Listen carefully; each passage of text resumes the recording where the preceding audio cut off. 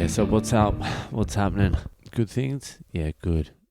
So for those of you who are listening for the first time, I'm comedian David Boyle, and I quit alcohol many, I don't know how many, but it feels like a long fucking time ago now. And I'm really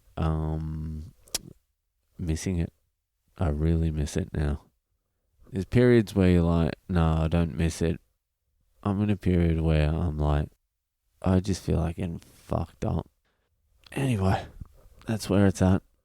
So, who's the better person? Someone who never did something bad, or someone who stopped doing the bad thing consciously? Like, for example, is someone who was an alcoholic and quit better than someone who never drank alcohol? Alcohol is probably not the best example for that. Is someone who never did heroin better than someone who was addicted to heroin and quit heroin? Probably still not a very good example.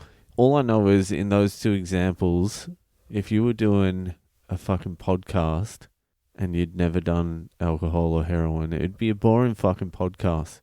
Instead of I'm quitting alcohol, it's like I never drank alcohol.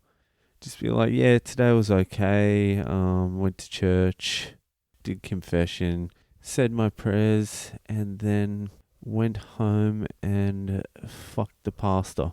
And then went next door and fucked my next door neighbour's husband or wife. Because those religious bitches are horny. Those religious bitches are fucking horny. I remember I was living in a share house with 3 girls, and one of them was fucking religious, like proper religious.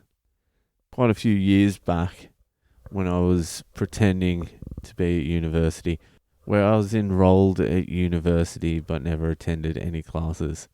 I was in a share house with 3 girls, and it was the holidays, and the other 2 girls had left, and I was staying with the religious one. I couldn't stay in my room. My room, you could not see the floor, and it was the biggest pigsty you've ever seen in your life. If you reckon your room is an indication of where your head's at, then my head was real fucked.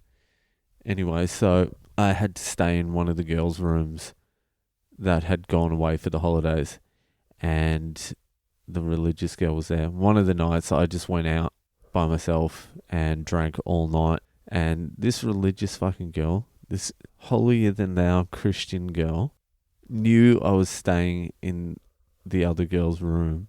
I get back at 3 a.m. and this fucking girl is sleeping in the room. She knew I was sleeping. She was in the bed already. And I got back, also had a girlfriend at the time, but that's neither here nor there. So I get back at 3 a.m, pretty fucked up, hop into bed, she's already in there, and then, the rest is history. Then there was a few other really weird fucking encounters. Then it got all awkward and she had to move out anyway. I'll tell you something else about that. Before any of this shit happened, me and the 2 other girls, the housemates, we used to get shit-faced. And when she was out, go into her room and steal her diary and read through her diary. And I used to read it in front of everyone. Yeah, it's not a very nice thing to do, but, please forgive me, God. And she used to write shit about me like, I think David is a really hard person to get to know, but I know he likes me. I know deep down he likes me. I'm like, what the fuck is this crazy bitch on about? This is fucking insane. I barely had anything to do with her. She didn't drink, for starters. She was a Christian. She would maybe have one, like, Bacardi every now and then. That was her thing. And then I would get wasted and think she was drunk all night.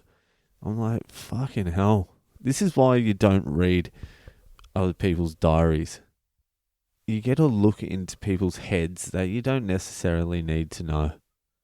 he examined the inside of people's heads, because what I've come to realize is your guess about how someone thinks and feels about you and the reality about how they feel and think about you are two completely fucking different things. And if you think I'm wrong, well, you just go into your housemate's bedroom, steal her diary, and read it aloud to your friends and the other housemates in the lounge room while she's away. Just do something as nice as that. I didn't know I was going there tonight. Alright, that's me done.